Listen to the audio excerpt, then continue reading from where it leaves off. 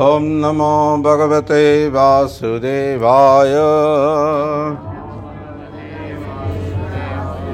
ओम नमो भगवते वासुदेवाय। ओम नमो भगवते वासुदेवाय।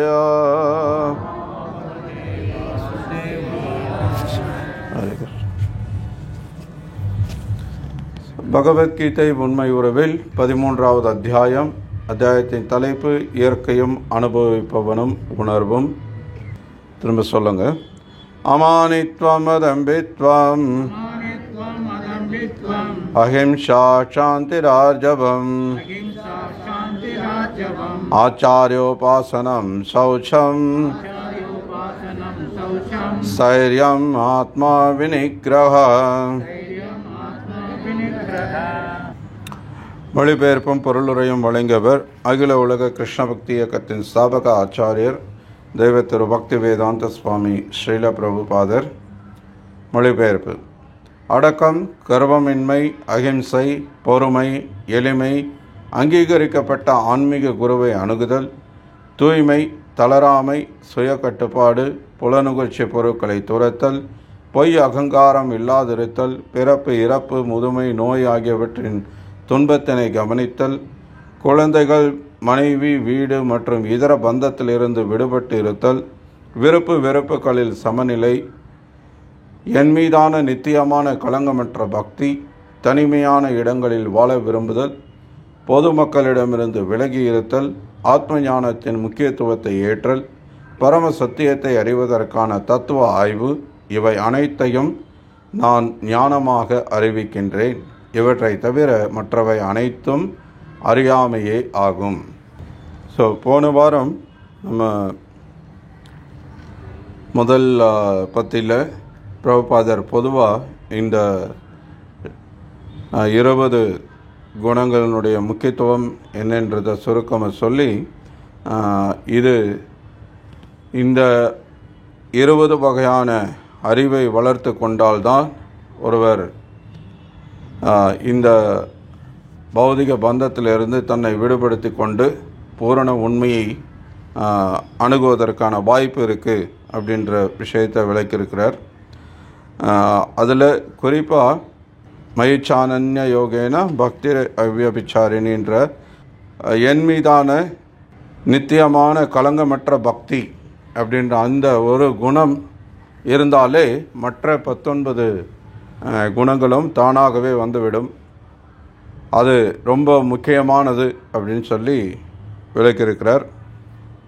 அதுக்கப்புறம் நம்ம அடக்கம், கர்வமின்மை, அகிம்சை, இந்த 3 விஷயங்களை பற்றி போன வாரம் நம்ம கேட்டோம். அடுத்ததாக சாந்திர் அப்படின்றது பொறுமை. ஸோ பொறுமையை பற்றி பிரபுபாதர் இங்கே பொருளுரையில் அடுத்த பத்தியில் விளக்கிறார். பொறுமை என்றால் மற்றவர்களிடமிருந்து அவமரியாதையையும் நிந்தனையையும் தாங்கிக் கொள்ள பயிற்சி பெற்றவனாக இருக்க வேண்டும் என்று பொருள். ஆன்மீக ஞானத்தின் முன்னேற்றத்தில் ஒருவன் ஈடுபட்டிருந்தால் பிறரிடமிருந்து பற்பல நிந்தனைகளையும் அவமதிப்பையும் பெற வேண்டி இருக்கும். ஜட இயற்கையின் அமைப்பு இவ்வாறு இருப்பதால் இது எதிர்பார்க்கக்கூடியதே. ஆன்மீக ஞானத்தை வளர்ப்பதில் ஈடுபட்டிருந்த 5 வயது சிறுவனான பிரகலாதன் கூட அவனது தந்தை அவனது பக்திக்கு விரோதியான போது பெரும் ஆபத்திற்கு உள்ளாக்கப்பட்டான். பற்பல வழிகளில் அவனை கொலை செய்ய அவனது தந்தை முயன்றும் கூட பிரகலாதன் அவரை பொறுத்து கொண்டான். எனவே ஆன்மீக ஞானத்தில் முன்னேற்றம் அடைவதில் பற்பல தடங்கள் இருக்கலாம். ஆனால் நாம் பொறுமையுடன் இருந்து நமது முன்னேற்றத்தை உறுதியுடன் தொடர வேண்டும். ஓகே, மீது அப்புறம் நம்ம பார்க்கலாம். நமோ விஷ்ணுபாதாய கிருஷ்ண பிரேஷ்டாய பூத்தலே ஸ்ரீமதே பக்தி விகாச ஸ்வாமிதி நாமினே. நமோ விஷ்ணுபாதாய கிருஷ்ண பிரேஷ்டாய பூத்தலே ஸ்ரீமதே பக்தி வேதாந்த ஸ்வாமிதி நாமினே. நமஸ்தே சாரஸ்வதி தேவி கௌரவாணி பிரச்சாரிணி निर्विशेष शून्यवादी पाश्चात्य देश तारिणे जय श्री कृष्ण चैतन्य प्रभु नित्यानंद श्री अद्वैत गदाधर श्रीवासादि गौर भक्तवृंद। हरे कृष्णा कृष्ण कृष्ण हरे हरे, हरे राम राम राम हरे हरे, हरे कृष्णा. ஸோ முதல்ல எல்லாருக்கும் வணக்கம். பகவான் கிருஷ்ணர் இந்த 8வது ஸ்லோகத்திலிருந்து 12வது ஸ்லோகம் வரைக்கும் 5 ஸ்லோகங்களில் 20 விஷயங்களை ஒரு பட்டியலிட்டிருக்கிறார். ஸோ இதெல்லாம் ஞானம், இவை தவிர மற்றவை அனைத்தும் அறியாமை, அஜ்ஞானம் அப்படிங்கிறார். ஸோ அதில் இன்றைக்கி நம்ம முதல்ல பார்க்க போகிறது பொறுமை. பக்தி பயிற்சியில் ரொம்ப அவசியமான ஒரு குணம். உபதேசாமிர்தத்தில் ஸ்ரீல ரூப கோஸ்வாமி நம்ம பக்திக்கு சாதகமான 6 விஷயங்கள் அப்படின்னு சொல்கிறார். உற்சாக, தைரியா, தத் கர்ம பிரவர்த்தனாத் அப்படின்னு சொல்லும்போது அதில் இந்த பொறுமையையும் ஒரு குணமாக சொல்கிறார். ரொம்ப முக்கியமான ஒரு குணம். முதல்ல உற்சாகம் இருக்கணும். உற்சாகம் இல்லாமல் எந்த செயலை செஞ்சாலும் அந்த செயலில் நம்ம வெற்றி அடைய முடியாது. ஏன்னா முழு ஈடுபாட்டோட முழுமையாக நம்ம அதை செய்தால் தான் அந்த செயல் முழுமை பெறும், அந்த செயல் வெற்றி அடையும். ஏனோ தானோன்னு செஞ்சோன்னா இது எந்த ஒரு பௌத்திக செயலுமே கூட நம்ம பக்தியாக இருக்கணுன்றது அவசியம் கிடையாது. நீங்கள் ஒரு பௌத்திகமாக நீங்கள் ஒரு வியாபாரம் பண்ண போகிறீங்க, ஒரு கடை திறந்து வச்சுருக்கீங்கன்னா கடையை ஒரு 11 மணி 12 மணிக்கு திறந்துட்டு 10 மணி வரைக்கும் தூங்கிட்டு அப்படியே 11 மணிக்கு திறந்துட்டு ஒரு மணி நேரம் 1.5 மணி நேரம் இருந்துட்டு அப்புறம் கடையை சாத்திட்டு சினிமாவுக்கு போயிட்டு அப்படி ஊரை சுற்றிட்டு அப்படி சோம்பேறித்தனமாக அப்படி இருந்தீங்கன்னா கோடி கோடியாக பணம் கொட்டிடுமா? இருக்காது இல்லை. உற்சாகம் இருக்கணும். காலையில் நேரமாக எழுந்திருச்சு கடையை திறந்து வாடிக்கையாளர்களை அன்போடு பேசி வரவேற்று. நீங்கள் பார்க்குறீங்க, இப்போ ஒரு நகை கடைக்கு போகிறீங்கன்னா என்ன பண்ணுறாங்க, உடனே அது காசுக்காக தான் நல்லா தெரியுது.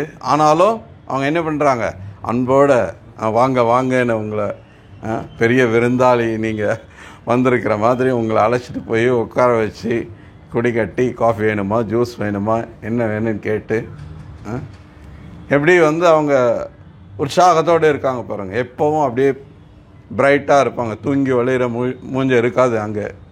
என்ன இருந்தால் வியாபாரம் ஆகாது, அவங்களுக்கு தெரியும். அப்படின்னும்போது பக்தியின் மூலமாக நாம் அடையக்கூடிய விஷயம் கிருஷ்ணருடைய தூய அன்பு. அப்போ இந்த பக்தி பயிற்சி செய்யும்போது நம்ம எவ்வளோ உற்சாகத்தோடு இருக்கணும். ஏன்னா அந்த கிருஷ்ணருடைய தூய அன்பு, கிருஷ்ண பிரேமை அப்படின்றது எந்த பொருளையும் எந்த விஷயத்தையும் நீங்கள் கொடுத்து விலைக்கு வாங்கிட முடியாதது. இந்த உலகத்தில் இருக்கிற அத்தனையும் கொடுத்தாலும் நீங்கள் வாங்க முடியாது.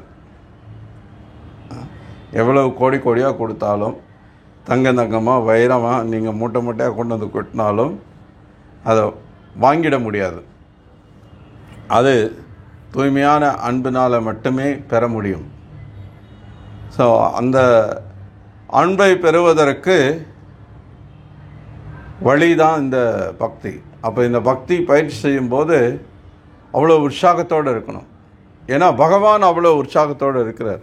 பகவான் இந்த பக்தியை கொடுக்கறதுக்கு பந்தப்பட்ட ஜீவாத்மாக்களான நம்ம எல்லாரும் இந்த உலகத்தில் துன்பப்பட்டுருக்கோம் அப்படின்றத பார்த்து வருந்துறார்.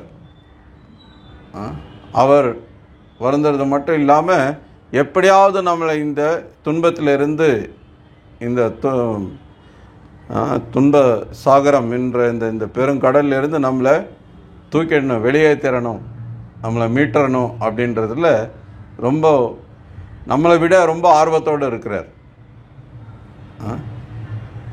அதனால தான் பகவான் எவ்வளவோ எண்ணிலடங்காத அவதாரங்கள் எடுக்கிறார். எதுக்காக அவ்வளோ அவதாரங்கள் எடுக்கிறார்? மத்ஸ்யா, கூர்மா, வராஹா, நிருசிம்ஹா, வாமனா, இப்படி எண்ணிலடங்காத அவதாரங்கள்னு சொல்லப்படுது.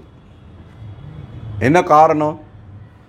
ஏன்னா ஏதோ ஒரு அவதாரத்தின் மீது, ஏதோ ஒரு லீலையின் மீது இந்த பந்தப்பட்ட ஜீவாத்மா ஈர்ப்பு கொண்டு இவரை அடையணும்னு விருப்பப்பட்டுட மாட்டானா அப்படின்றதுக்காக தான். ஸோ அதனால் இந்த பக்தி பயிற்சியில் நாம் ரொம்ப உற்சாகத்தோடு இருக்கணும் அப்படிங்கிறார். அடுத்து உற்சாகம் மட்டும் இருந்தால் போதாது, பொறுமையும் இருக்கணும். ஏன்னா உற்சாகத்தோட ஆரம்பத்தில் நம்ம ஹரே கிருஷ்ண ஜெபம் பண்ணுறது, வர்றது போகிறது, சேவை பண்ணுறது எல்லாம் இருக்கும். அப்புறம் பார்த்திங்கன்னா திடீர்னு ஒரு 6 மாதம், ஒரு வருஷத்தில் பிரபு என்ன பிரபு அவர் அப்படி சொல்கிறாரு, இவர் இப்படி சொல்கிறாரு, அந்த பக்தர் அப்படி பண்ணிட்டார் பிரபு, அவர் இப்படி சொல்லிட்டார் பிரபு அப்படின்னு கம்ப்ளைண்ட் மேலே கம்ப்ளைண்ட் வந்துக்கிட்டே இருக்கும். அப்படின்னா நமக்கு பொறுமை இல்லைன்னு அர்த்தம். நம்ம இன்னும் முன்னேறத்துக்கு அவ்வளோ எளிதான விஷயம் கிடையாது. நம்ம பல தடங்கல்கள் வரத்தான் செய்யும். நம்ம இருக்கிறது பௌத்திகமான உலகம். இங்கே பௌத்திகமான சூழலில் இருந்து வரக்கூடியவங்க தான் இங்கே பயிற்சியில் ஈடுபட்டு இருக்காங்க. இது பயிற்சி இடம்தான். இது பக்குவம் அடைஞ்ச ஏற்கனவே பூர்ணமான வைகுண்டம் கிடையாது. இங்கே வைகுண்ட லோகமாக இருந்தால் யாருக்கிட்டையும் எந்த குறையும் இருக்காது, எந்த தப்பும் பண்ண மாட்டாங்க. இங்கே ஏன்னா எல்லாரும் நல்ல இனிமையான வார்த்தைகளே பேசுவாங்க, யாரையும் காயப்படுத்த மாட்டாங்க, யாரையும் புண்படுத்த மாட்டாங்க, யாருக்கும் எந்த தவறான எண்ணமும் இருக்காது. வைகுண்ட லோகம்னா அதெல்லாம் இருக்கும். அங்கே கதா கானம் நாட்டியம் கமனம் அம்சி பிரியாசக்தி பிரம்ம சமிதால பிரம்மா விவரிக்கிறார். அங்கே எடுத்து வைக்கக்கூடிய ஒவ்வொரு அடியும் நடனமாக இருக்குது. அங்கே பேசக்கூடிய ஒவ்வொரு வார்த்தையும் இனிமையான பாடல் மாதிரி இருக்குது. எல்லாமே பூர்ணமான உலகம் அது. ஆனால் இது அப்படி கிடையாது. இது சிறைச்சாலையோடு ஒப்பிடப்படுது. இங்கே சிறைச்சாலைக்குள்ளே யார் இருப்பாங்க? குற்றம் செய்தவர்கள் இருப்பாங்க, குற்றவாளிகள் இருப்பாங்க. குற்றவாளிகள்னால் கொஞ்சம் அப்படி இப்படி தான் இருப்பாங்க. பல பிரச்சனைகள் வரதான் செய்யும். நம்ம கொஞ்சம் முன்னேறோன்னு பார்த்தா பொறாமைப்பட்டு நம்ம பிடிச்சி இழுத்த விட தான் செய்வாங்க. ஆனால் நம்ம பொறுமையோடு தான் இருந்தாகணும். ஆச்சாரியர்கள் ஒரு உதாரணம் கொடுக்குறாங்க. ஒரு ஆணும் பெண்ணும் திருமணம் பண்ணிக்கிறாங்க. திருமணமான அந்த பெண்ணுக்கு குழந்தை வேணும்னு ஆசைப்படுறா. ஆனால் திருமணமான உடனே அடுத்த வாரமே குழந்தை வேணும்னா முடியுமா? குறைஞ்சபட்சம் ஒரு 9 மாதமாவது பொறுத்து இருக்கணும். அந்த பொறுமை இல்லைன்னா கல்யாணம் பண்ணால் குழந்தை கிடைக்கும்னாங்களே, ஒரே வாரத்தில் எனக்கு குழந்தை கிடைக்கலையே, அப்புறம் என்ன பண்ணுறதுக்கு, இது எதுக்கு கல்யாணம் பண்ணணும் அப்படின்னு பேசினோன்னா அது அர்த்தம் இல்லாததாகிடும். அந்த மாதிரி நம்ம இந்த பயிற்சியில் பொறுமையோடு இருக்கணும். நம்ம ஒரு இலக்கை அடைய போகிறோம் அப்படின்னா அது அவ்வளவு எளிதாக அடைஞ்சிற விஷயம் கிடையாது. ஏன்னா அது இந்த பௌதிக உலகத்தில் இருக்கிற எதை கொடுத்தாலும் அடைய முடியாத ஒரு மிக உயர்ந்த விஷயத்தை நம்ம அடைய போகிறோம். அப்போது அதுக்கு பல சோதனைகள் இருக்க தான் செய்யும் இல்லையா? நீங்கள் தேர்வில் பாஸ் பண்ணணும், 35 மார்க் எடுக்கணுன்னாலே அதுக்கும் கொஞ்சமாவது நம்ம வகுப்பில் கவனம் கொடுத்து கேட்கணும். ஆசிரியர் பாடம் எடுக்கும்போது இல்லைன்னா புத்தகம் வச்சு படிக்கணும் இல்லையா? ரெண்டுமே செய்யாமல் பாஸ் பண்ணணுன்னா எப்படி ஆகும்? அதுவும் முதல் மார்க் வாங்கணும், ஸ்டேட் ஃபஸ்ட்டு வரணுன்னா அப்போ அதுக்கான முயற்சி எடுக்கணும் இல்லையா? ஸோ அப்போ அந்த மாதிரி செய்யும்போது பல தடைகள் இருக்க தான் செய்யும். பல ஆசைகள் நம்மளை அலைக்கழிக்கும். அங்கே இங்கே விளையாடணும், வீடியோ கேம் விளையாடணும், நண்பர்கள் கூட அங்கே போய் கிரிக்கெட் விளையாடணும், வாலிபால் விளையாடணும், அதை பண்ணணும், இதை பண்ணணும். பல ஆசைகள் வரதான் செய்யும். பௌதிக விஷயங்கள் நம்மளை அலைக்கழிக்கும். அதை எல்லாத்தையும் நம்ம கவனத்தோடு தவிர்த்து அதே சமயத்தில் பொறுமையோடு பொறுத்து நம்ம அதை எல்லாத்தையும் கடந்து வரணும். பிரகலாத் மகாராஜரை இங்கே உதாரணம் கொடுத்துருக்கார் பிரபுபாதர். 5 வயது சிறுவன், அவர்கிட்ட இருந்து இந்த பொறுமையை நம்ம கற்றுக்கணும்.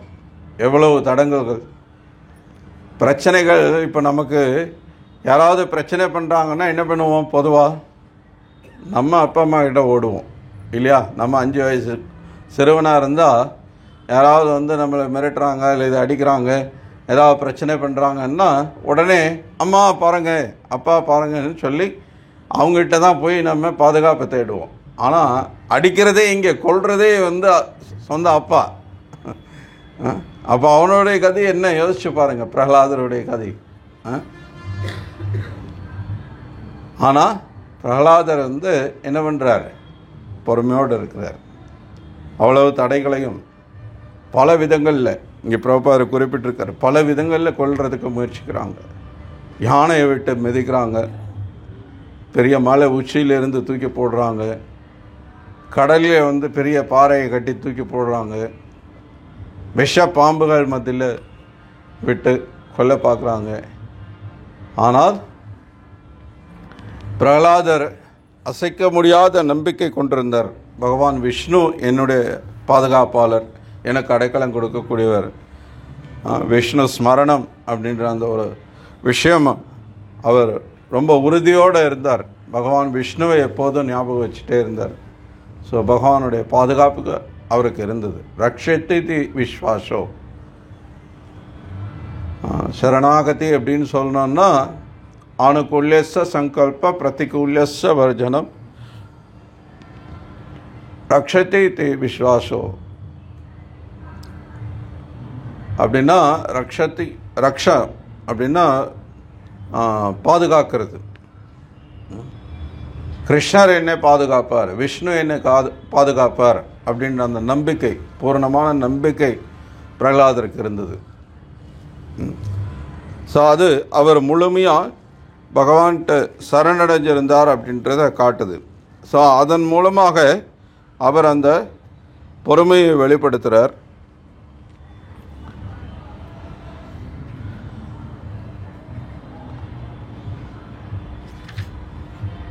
ஸோ பிரபுபாதர் இங்கே சொல்கிறார், ஆன்மீக ஞானத்தில் முன்னேற்றம் அடைவதில் பற்பல தடைகள் இருக்கலாம், ஆனால் நாம் பொறுமையுடன் இருந்து நமது முன்னேற்றத்தை உறுதியுடன் தொடர வேண்டும். இப்போது பிரபுபாதர் பல முறை இந்த இயக்கத்தில் பயிற்சியில் ஈடுபடக்கூடிய பல பக்தர்களுக்கு ஏற்படக்கூடிய பல பிரச்சனைகளை பற்றி பேசியிருக்கிறார். குறிப்பாக மேற்கத்திய நாடுகளில் பல முறை வந்து அங்கே இருக்கக்கூடிய அரசாங்கமோ அல்லது பொதுமக்களோ கூட இந்த சங்கீர்த்தன இயக்கத்தில் ஈடுபடக்கூடிய பக்தர்களை பிடிக்காது அவங்களுக்கு. அதுக்கு நிறைய எதிர்ப்பு தெரிவிச்சிருக்காங்க. பல முறை பல நாடுகளில் வந்து பக்தர்களை வந்து கைது பண்ணி கொண்டு போய் சிறையில் அடைச்சிடுவாங்க. ஏன்னா பொது வெளியில் வந்து இந்த பகவானுடைய நாம கீர்த்தனை பாடிக்கிட்டு கீர்த்தனம் பண்ணுன்னா அது அவங்களுக்கு எங்களுக்கு இது இடையூறாக இருக்குது, எங்களுக்கு வந்து இது தொந்தரவாக இருக்குது அப்படின்னு சொல்லி அதை பக்தர்களை கைது பண்ணிவிடுவாங்க பல முறை. குறிப்பாக ரஷ்யாவில் எல்லாம் ஆரம்ப காலத்தில் ரொம்ப கஷ்டம் இருந்தது. நிறைய பக்தர்கள் வந்து வெளியில் இந்த மாதிரி நாமம் போட்டுக்கிட்டு குடிமை வச்சுட்டு இந்த மாதிரிலாம் வைஷ்ணவ உடையிலெல்லாம் வெளியில் வரவே முடியாது, சான்ஸே இல்லை. அப்படிலாம் பயிற்சி பண்ணவே முடியாது. நீங்கள் உங்களை வைஷ்ணவராக பக்தராக காட்டிக்கிறதுக்கு வழியே கிடையாது. பக்தராக காட்டிக்கலைன்னாலே அவங்க கண்டுபிடிச்சிடுவாங்க. அதுக்குன்னு ஒரு தனி படையை வச்சு பக்தர்களை வந்து தேடி கண்டுபிடிச்சிட்ருப்பாங்க. பல முறை வந்து பக்தர்கள் இந்த புத்தகங்கள்லாம் விநியோகம் பண்ணணும் அப்படின்னா பகவத்கீதையெல்லாம் என்ன பண்ணுவாங்கன்னா புத்தகத்தை அச்சிட்டு அவங்களா வந்து ஒரு வீட்டுக்குள்ளே வந்து ஒரு பிரிண்டிங் மிஷினை கொண்டு வந்து வச்சு யாருக்கும் தெரியாமல் அந்த புத்தகத்தை வந்து அச்சிடணும். அந்த புத்தகத்தை அச்சிட்ட புத்தகத்தை வந்து இந்த மாதிரி பகவத்கீதைலாம் நீங்கள் அட்டை போட்டுலாம் அதை விற்க முடியாது. அதை என்ன பண்ணுவாங்க, உள்ளே இருக்கிற அந்த பேப்பர்ஸை மட்டும் பிரிண்ட் பண்ணிவிட்டு மேலே வந்து வெளியில் கர்மிகள் எழுதுகிற புத்தகங்கள் இருக்கும் இல்லையா, நாவல் அந்த மாதிரி பல புத்தகங்கள், அந்த மாதிரி ஏதாவது ஒரு புத்தகத்தினுடைய அட்டையை எடுத்து மேலே வச்சு அதை வச்சு ஒரு புத்தகம் தான் வெளியில் எடுத்துகிட்டு வருவாங்க. அந்த ஒரு புத்தகத்தை நீங்கள் வழியில் யாரையாவது நிறுத்தி அவங்க வழியில் போயிட்டுருக்கவங்கள அவங்ககிட்ட பொறுமையாக பேசிக்கிட்டே ஒரு சில சமயத்தில் 1/2 கிலோமீட்டர் 1 கிலோமீட்டர் கூட போக வேண்டியிருக்கும். அவங்க நடந்துக்கிறாங்கன்னா நின்றுலாம் கேட்க மாட்டாங்க நீங்கள் என்ன சொல்ல வரீங்கன்னு. அவங்க நடக்கிறாங்கன்னா நீங்கள் நடந்துக்கிட்டே தான் பேசிட்டு போகணும். அதையும் மீறி நீங்கள் அவங்கள கன்வின்ஸ் பண்ணிட்டீங்கன்னா அவங்க நின்று அதை என்னென்னு பார்ப்பாங்க. அதுக்கப்புறம் அவங்க விருப்பப்பட்டால் அது பகவத்கீதைன்னு தெரிஞ்சதுன்னா உடனே போலீஸுக்கு ஃபோன் பண்ணுறவங்களாம் இருக்காங்க. ஆனாலும் அதையும் மீறி நீங்கள் விற்கிறீங்க அப்படின்னா அது பெரிய சாதனை அது. ஆனால் அப்படியே பல ஆயிரக்கணக்கான புத்தகங்கள் விநியோகம் பண்ணியிருக்காங்க. அந்த புத்தகம் அச்சிடுறதுக்கு இரவு நேரத்தில் அவங்க என்ன பண்ணுவாங்க, மியூசிக் பிளேயர் ஏதாவது ஒரு மியூசிக் போட்டுவிட்டு அதை ரொம்ப சத்தமாக பாட வச்சுட்டு அந்த மிஷினை ஓட்டுவாங்க, பிரிண்டிங் மிஷினை. இல்லைன்னா வெளியில் தெரிஞ்சிடும், அக்கம் பக்கத்தில் இருக்கவங்களுக்கு இங்கே பிரிண்ட் பண்ணுறோன்றது தெரிஞ்சிருச்சுன்னா போலீஸில் சொல்லிவிடுவாங்க அப்படின்னு சொல்லி. இது மாதிரி பல தடைகள். அதையும் மீறி பக்தர்கள் பிரச்சாரம் பண்ணி அந்த பக்தர்களை கைது பண்ணி கொண்டு போய் சிறையில் அடைச்சி சிறையில் பயங்கரமாக கொடுமையெல்லாம் படுத்திருக்காங்க பக்தர்களை. ரஷ்யாவில் சிறைக்குள்ளே கூட பார்த்திங்கன்னா பக்தர்களுக்கு எந்த அளவுக்கெல்லாம் கொடுமைப்படுத்தியிருக்காங்க அப்படின்னா சாப்பிட உணவு இருக்காது. அங்கே கொடுக்குறதே ரொம்ப காஞ்சி போன வறண்ட ரொட்டி துண்டு தான் கொடுப்பாங்க. அந்த ரொட்டி துண்டு அவ்வளோ ஹார்டாக இருக்கும், அதை சாப்பிட்றது ரொம்ப கஷ்டம். அதை தண்ணியில் ஊற வச்சு கொஞ்சம் கொஞ்சமாக தான் அதை சாப்பிட முடியும். ஸோ பக்தர்கள்ட்ட எதையுமே விட்டு வைக்க மாட்டாங்க, எல்லாத்தையுமே பிடுங்கிடுவாங்க. உள்ளே வரும்போது அவங்களுடைய ஜபமாலையிலிருந்து எல்லாத்தையுமே ஒரு ஃபோட்டோ கூட வச்சுக்க விட மாட்டாங்க. ஸோ அதனால் பக்தர்கள் என்ன பண்ணியிருக்காங்கன்னா அந்த ரொட்டியை சாப்பிடாம அந்த ரொட்டியில் உருண்டை உருண்டையாக மணி மாதிரி செஞ்சு அவங்க உடுத்திருக்கிற உடையில் இருக்கிற ஒரு நூலை எடுத்து அதில் மணி மாதிரி ஜபமாலை மாதிரி செஞ்சு அப்படிலாம் ஜபம் பண்ணியிருந்திருக்காங்க. அவங்க அடைக்கப்பட்டிருந்த அந்த சிறையில் எலியெல்லாம் இருக்கும். அந்த எலியெல்லாம் இவங்களுக்கு ஒழுங்காக சாப்பாடு இல்லை. எலிக்கு எப்படி என்ன சாப்பாடு இருக்காங்க. அப்போ என்ன பண்ணும், எலி இவங்க ராத்திரியில் அசையாமல் அப்படியே படுத்து தூங்கிட்டு இருந்தாங்கன்னா அசையாமல் இருக்கும்போது அந்த எலி இவங்க காலை பிடிச்சி அப்படியே காலில் இருக்கிற சதையெல்லாம் அப்படியே கடித்து சாப்பிடும். அப்போ என்ன பண்ணணும், ராத்திரியில் தூங்க முடியாது, காலை இப்படி ஆடிக்கிட்டே உட்காந்துட்டு இருக்கணும், இல்லைன்னா எலி சாப்பிடும். அப்படியெல்லாம் கொடுமையில் அனுபவித்த பக்தர்கள் இருக்காங்க நம்ம இஸ்கான் வரலாறில். நிறைய இடங்களில் நிறைய விதமான எதிர்ப்புகள் இருந்திருக்கு. ஆனால் அதை எல்லாம் தாண்டி தான் இந்த கிருஷ்ண பக்தி இயக்கம் இன்றைக்கி இவ்வளோ பெரிய அளவில் வளர்ச்சி அடைஞ்சிருக்கு. இன்றைக்கி அந்த அளவுக்கு எந்த நாடுலேயும் அவ்வளவு பெரிய எதிர்ப்பு கிடையாது. இன்றைக்கும் சில இடங்களில் இருக்குது, பிரச்சனைகள் இருக்குது. ஆனால் அவ்வளவு பெரிய பிரச்சனைகள் அன்றைக்கி இருந்த மாதிரிலாம் கிடையாது. இன்றைக்கி நாளடைவில் இஸ்கான் ரொம்ப பெரிய அளவில் வளர்ந்துட்டதுனால மக்களுக்கு இப்போது ஓரளவுக்கு புரிய வந்துருச்சு. மக்களும் முன்ன மாதிரி அந்த கம்யூனிச கொள்கையெல்லாம் இப்போ ரஷ்யாவில் எல்லாம் ரஷ்யா சைனாவிலேயே எல்லாம் இல்லாமல் போயிடுச்சு, அழிஞ்சு போயிடுச்சு. அந்த இப்போ இங்கே இந்தியாவில் தான் எல்லாம் பிடிச்சிட்டு தொங்கிட்டு இருக்காங்க. இப்போ எல்லாம் அமெரிக்காவில் ரஷ்யாவில் ஒரு 30-40 வருஷத்துக்கு முன்னாடியே காணாமல் போனதை இப்போ இங்கே பிடிச்சிட்டு இருக்காங்க. ஸோ அந்த கம்யூனிஸ்ட் கொள்கையெல்லாம் அங்கே ரொம்ப ஸ்ட்ராங்காக இருந்தபோது பக்தர்களுக்கு அது ரொம்ப பெரிய பிரச்சனையாக இருந்தது. ஆனால் அது எல்லாத்தையும் பொறுத்துக்கிட்டு சகிச்சுக்கிட்டு அவங்க பிரச்சாரத்தில் ஈடுபட்டாங்க. ஸோ அது மாதிரி பக்தி பயிற்சியில் இங்கே நமக்கு பல தடைகள் வந்தால் கூட அதை நம்ம சகித்து கொள்ளணும், பொறுத்து கொள்ளணும், பொறுமையோடு நம்ம பயிற்சியில் ஈடுபடணும். ஏன்னா கிருஷ்ணர் பரமபுருஷ பகவான், நாம் அவருடைய சேவகர்கள் அப்படின்ற அந்த நிலை மாறுவதே கிடையாது. அது நித்தியமானது. ஜீவரேஸ்வர பகவாய் கிருஷ்ணரே நித்தியதாச, நித்தியமாக நம்ம கிருஷ்ணருடைய சேவகன்றது தான் நம்முடைய நிலை, அதுதான் நம்முடைய ஸ்வரூப நிலை. அது மாறப்போகிறதே கிடையாது. யார் ஆட்சிக்கு வந்தாலும் இங்கே பொருளாதார ரீதியாக அல்லது சமூக ரீதியாக அல்லது அரசியல் ரீதியாக என்ன மாற்றங்கள் உண்டானாலும் நம்முடைய ஸ்தானம் கிருஷ்ணருடைய சேவகன்ற நிலையிலிருந்து மாறுறதே கிடையாது. அது நித்தியமான நிலை. ஸோ அதனால் நம்ம இந்த பொறுமை அப்படின்ற ஒரு விஷயத்தை வளர்த்து கொள்ள வேண்டியது ரொம்ப அவசியம். அடுத்ததாக எளிமை.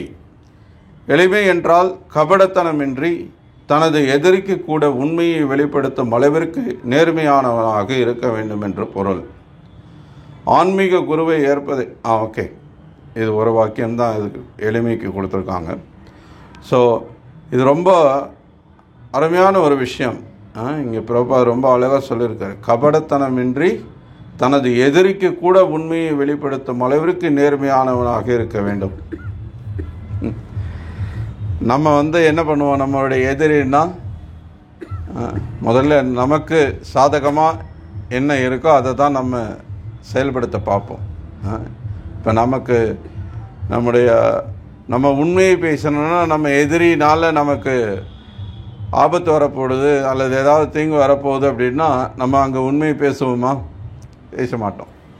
ஆனால் அப்படி பேசணும் அப்படிங்கிறார். அதுதான் எளிமை, அதுதான் சிம்பிளிசிட்டி. மகாபாரதத்தில் பார்த்திங்கன்னா சகாதேவர், பாண்டவர்களில் ஒருத்தர் சகாதேவர். சகாதேவர் ஜோதிடம் தெரிஞ்சவர். அவருக்கு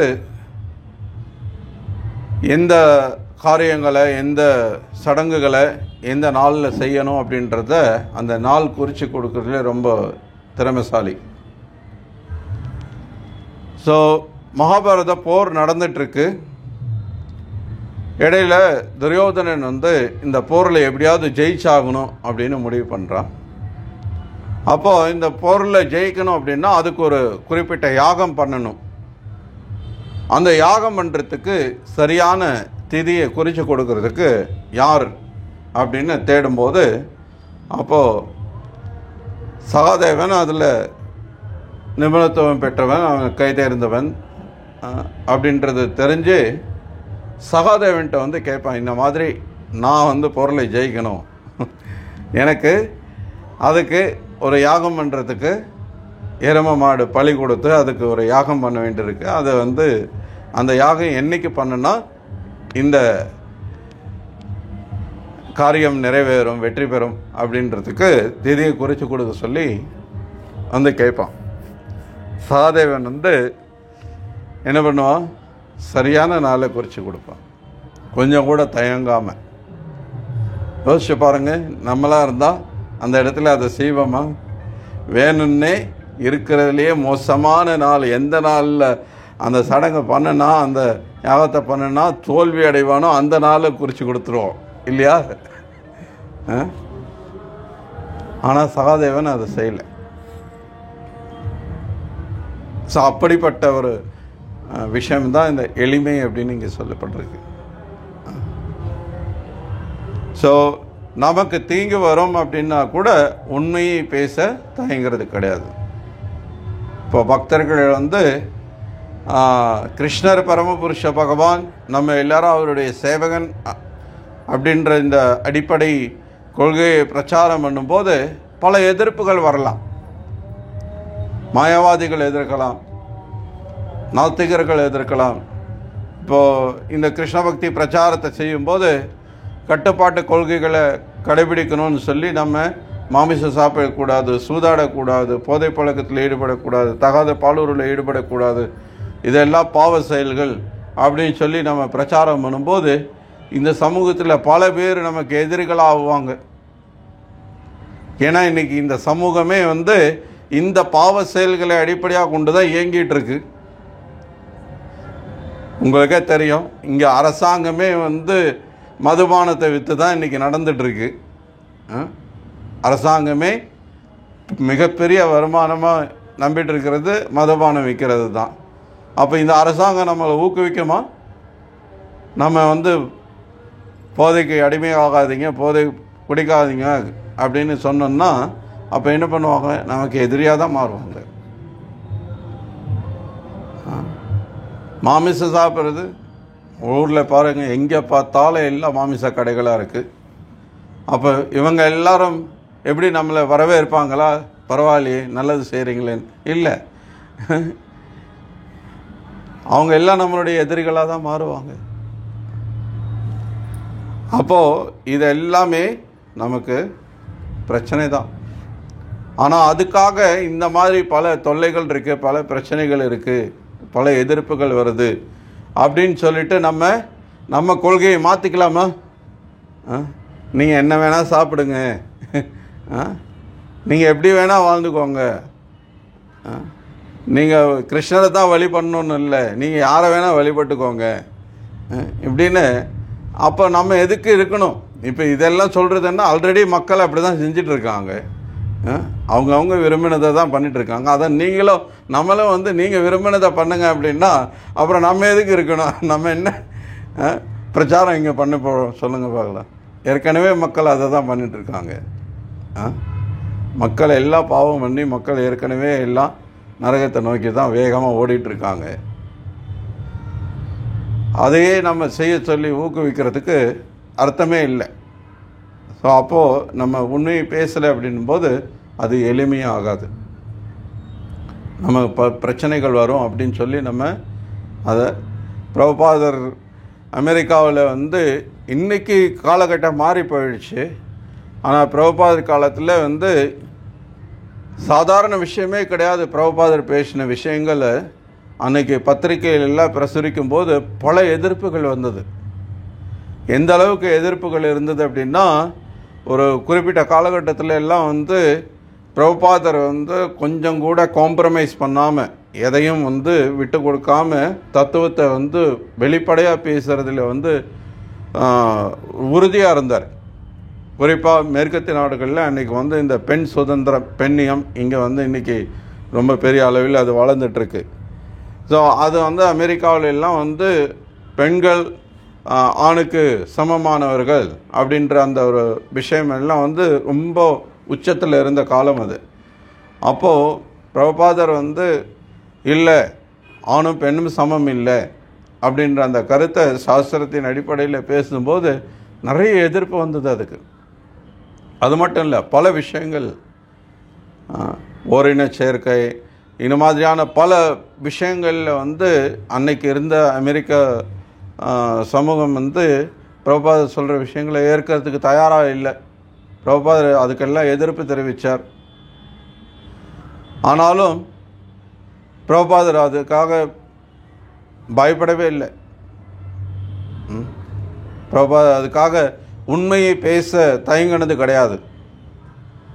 எங்கேயுமே வந்து எதிர்ப்புகள் இருக்குது அப்படின்றதுனால வந்து அவர் தவறான கருத்தை என்றைக்குமே பேசுனது கிடையாது. எந்த அளவுக்கு எதிர்ப்புகள் இருந்ததுன்னா, ஒரு முறை வந்து ரத்த யாத்திரை வந்து நடக்குது. அந்த ஜெகநாத ரத்த யாத்திரை பெரிய ஊர்வலம். அந்த ரத்த யாத்திரையின் போது பல பேர் எதிர்ப்பு தெரிவித்து பல பேர் அதை வந்து தடை செய்யறதுக்கு முயற்சித்தாங்க. பிரபுபாதர் பேசிய விஷயங்கள்லாம் ஒரு பெரிய ஒரு புரட்சிகரமான விஷயமாக பத்திரிகைகளில் வந்துட்டு இருந்தது. ஸோ அதனால் பக்தர்கள்லாம் யாராவது பிரபுபாதரை வந்து தாக்குவாங்க அப்படின்ற அந்த ஒரு எதிர்பார்ப்போடு இருந்தாங்க. அந்த அளவுக்கு சூழ்நிலை இருந்தது. ஸோ பிரபுபாதரை பாதுகாக்கிறதுக்காக பிரபுபாதர் கூட இருந்த சில பக்தர்கள் பக்கத்துலேயே அவருக்கு பாடி கார்டு மாதிரி இருந்தவங்க, அவங்க கையில் துப்பாக்கிலாம் கூட வச்சுருந்துருக்காங்க. இந்த மாதிரி எதுவும் நடந்துடக்கூடாதுன்ற பக்தர்கள் யாரும் அதை பயன்படுத்தலை. பட் அப்படி ஒரு வாய்ப்பு ஏற்பட்டால், அப்படி ஒரு சூழ்நிலை உருவானால் பிரபுபாதரை நம்ம பாதுகாக்கணும் அப்படின்னு சொல்லி பக்தர்கள் கையில் துப்பாக்கியெல்லாம் கூட வச்சுருக்க வேண்டிய சூழ்நிலை வந்தது. அப்படிப்பட்ட ஒரு பதட்டமான சூழலெல்லாம் கூட இருந்தது. ஏன்னா பிரபுபாதர் உண்மையை பேசுகிறார். ஸோ அடுத்ததாக அங்கீகரிக்கப்பட்ட ஆச்சாரியரை ஏற்பது.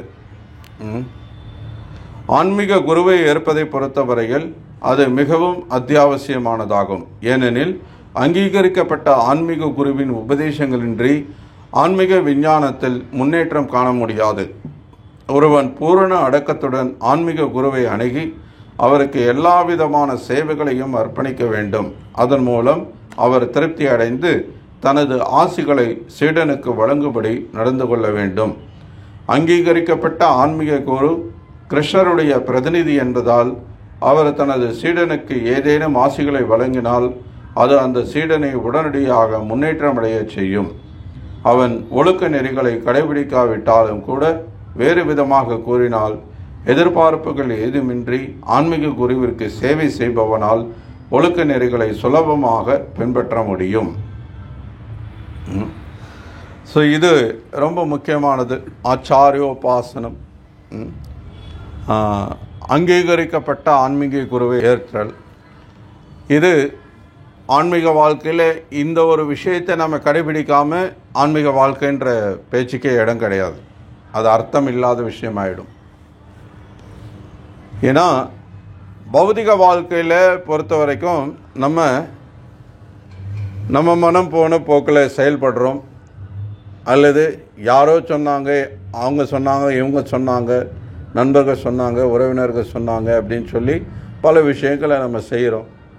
ஆனால் அந்த செயல்கள் எதுவுமே நம்முடைய உண்மையான நன்மைக்கானது கிடையாது.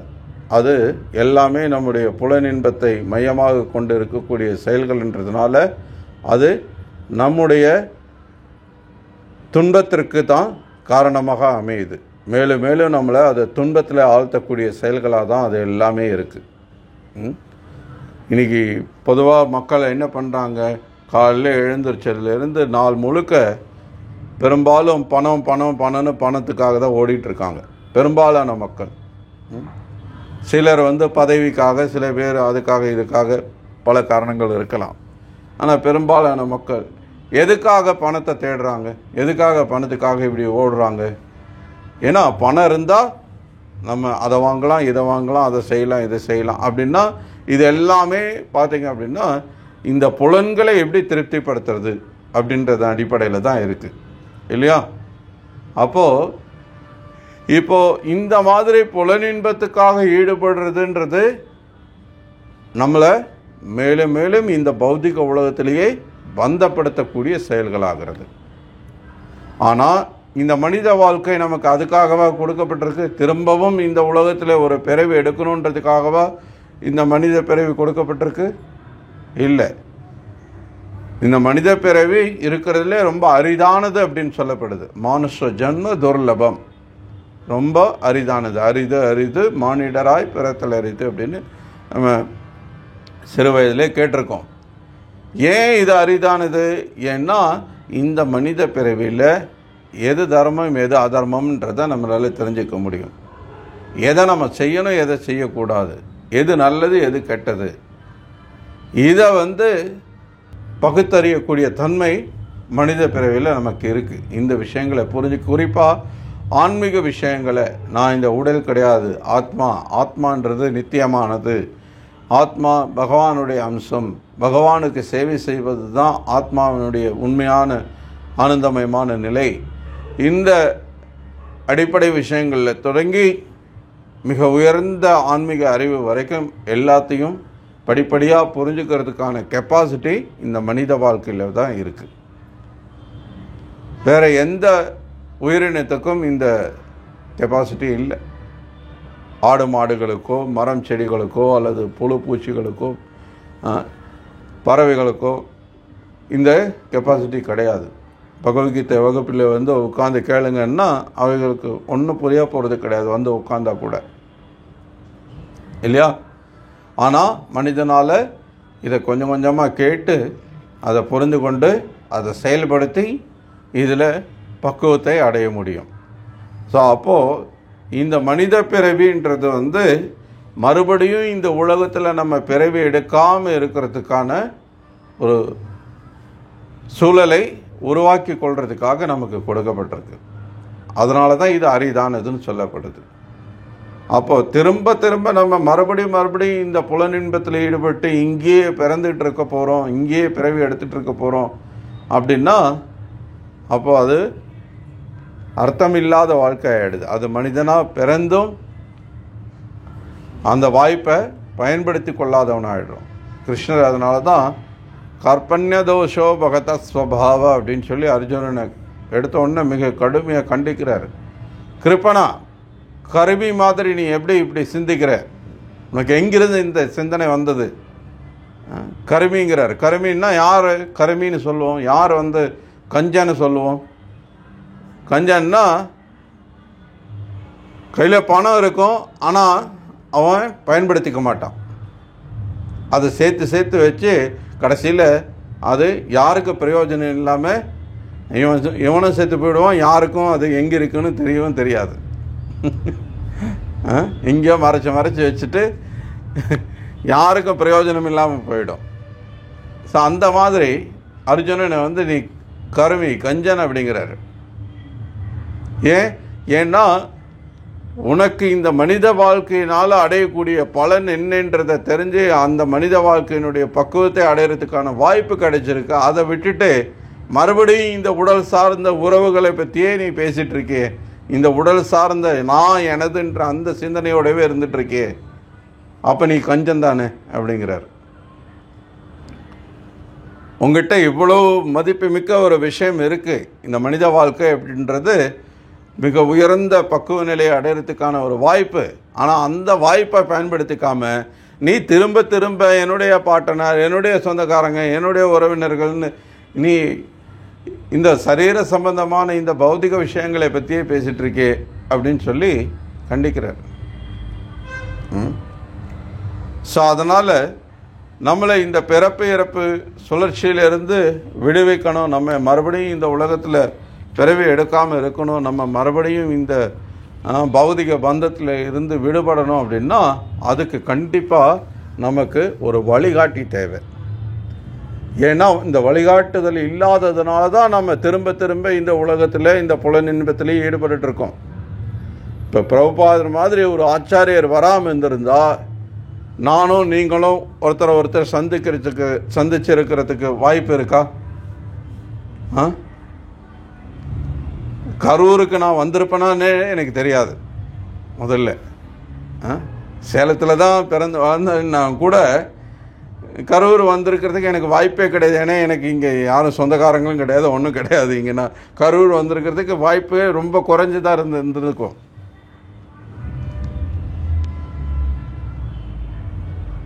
நீங்களும் உங்களில் எத்தனை பேர் என்னை பார்க்குறதுக்கு ஒரு வாய்ப்பு இருந்திருக்குன்னு சொல்லுங்கள் பார்க்கலாம். இந்த கிருஷ்ண உணர்வு பக்தி அப்படின்ற ஒரு விஷயம் இல்லாமல் இருந்திருந்தா. ஆனால் இதனால் இப்போது இது எப்படின்னு நம்ம இப்போ ஒருத்தர் இங்கே சந்தித்து நம்ம ஒருத்தர் பார்த்துட்ருக்கோம், பேசிகிட்ருக்கோம், நம்ம பழகியிருக்கோம். இது எல்லாமே இந்த பக்தின்ற ஒரு விஷயத்தினால. அதுக்கு காரணம் யார்? பிரபுபாதர் என்ற ஒரு நபர். ஸோ அங்கீகரிக்கப்பட்ட ஆன்மீக குரு அப்படின்ற ஒருத்தர் அவருடைய வழிகாட்டுதலை ஏற்கும் பட்சத்தில் இப்போ நம்ம எல்லாரும் ஒருத்தரோட தொடர்பு கொண்டிருக்கோம். ஏன்னா இப்போது அவருடைய வழிகாட்டுதலில் நம்ம எல்லாரும் ஒருமித்த கருத்தோட ஒருமித்த நோக்கத்தோடு செயல்படக்கூடியவங்களாக இருக்கிறதுனால தான் நமக்குள்ளே இன்ட்ரெஸ்ட் இருக்குது. ஒருத்தரை நம்ம பழகிட்டு இருக்கோம் இல்லையா? ஸோ பிரபுபாதர் எல்லாருக்கும் நமக்கு நம்முடைய வாழ்க்கையின் உயர்ந்த இலக்கு என்னன்றதை நமக்கு சொல்லிக் கொடுக்குறார். இல்லைன்னா நம்மளும் இன்றைக்கி இந்த உலகத்தில் இருக்கக்கூடிய பல கோடி மக்கள் எப்படி பணத்துக்காகவும் பொருளுக்காகவும் பதவிக்காகவும் பௌதிக விஷயங்களுக்காக ஓடி உழைச்சிட்ருக்காங்களோ அந்த மாதிரி நம்மளும் ஒருத்தராக தான் இருந்திருப்போம். இன்றைக்கி இங்கே பகவத்கீதை வகுப்பில் இங்கே உட்கார்ந்து இருந்திருக்க மாட்டோம் இல்லையா? ஸோ அப்போது இந்த மாற்றத்தை கொண்டு வர்றது யாருன்னா அங்கீகரிக்கப்பட்ட ஆன்மீக குரு.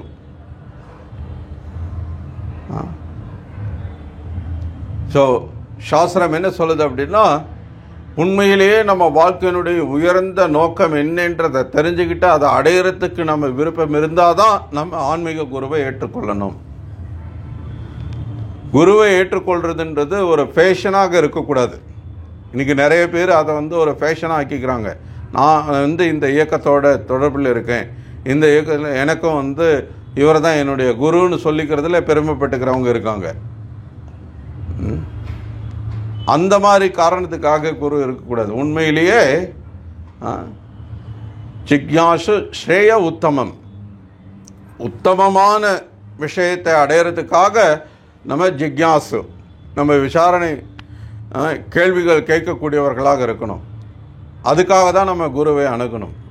அப்படி நம்ம குருவை அணுகும்போது அந்த குரு நமக்கு இந்த உலகத்திலிருந்து விடுபடுறதுக்கான, இந்த உலக பந்தத்திலிருந்து நம்ம வெளியேறதுக்கான வழிகாட்டுதலை நமக்கு கொடுக்குறார். ஸோ அப்படி இல்லாமல், குருவோட வழிகாட்டுதல் இல்லாமல் நம்ம இந்த உலகத்திலிருந்து வெளியேறதுக்கு வழி இருக்கான்னா கிடையவே கிடையாது. ஏன்னா இது கிருஷ்ணர் ஏற்படுத்தின வழிமுறை. தத்விதி பிரணிபாத்தேனா பரிப்பிரஷ்னேன சேவையா உபதேக்ஷந்தி தே ஞானம் ஞானினஸ் தத்துவ தர்ஷனா. கிருஷ்ணர் பக்தினால தான் என்னை அடைய முடியுன்றார். பக்தி எப்படி பண்ணணுன்றதையும் சொல்லிக் கொடுக்குறார். ஆனால் அந்த பக்தியை எப்படி செய்யணும்னா குருவை அணுகணும். தத்துவ தர்ஷன, உண்மையை உணர்ந்தவரான குருவை அணுகி அவர்கிட்ட பணிவோட அடக்கத்தோட கேள்விகள் கேட்டு சேவை செய்யுது.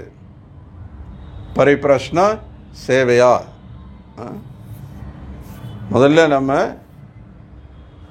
குருவை அணுகணும், அவர்கிட்ட பணிவோடு அடக்கத்தோட கேள்விகள் கேட்கணும், சேவை புரியணும். அதுக்கப்புறம் நம்ம அவர்கிட்ட சரணடைஞ்சு நம்ம கிருஷ்ணரை தெரிஞ்சுக்கிறதுக்கு முயற்சிக்கணும். அப்போ அவர் நமக்கு வழிகாட்டுவார். அப்போ தான் நம்ம இந்த பௌதிக பந்தத்திலிருந்து வெளியேற முடியும். ஸோ அதனால் அங்கீகரிக்கப்பட்ட ஆன்மீக குருவை அணுகுவது ரொம்ப ரொம்ப அவசியமான ஒரு விஷயம் நம்முடைய வாழ்க்கையில். ஓகே, ஹரே கிருஷ்ணா. பகவத்கீதை உண்மையுறவில் கி ஜாய். ஸ்ரீல பிரபுபாத கி ஜாய்.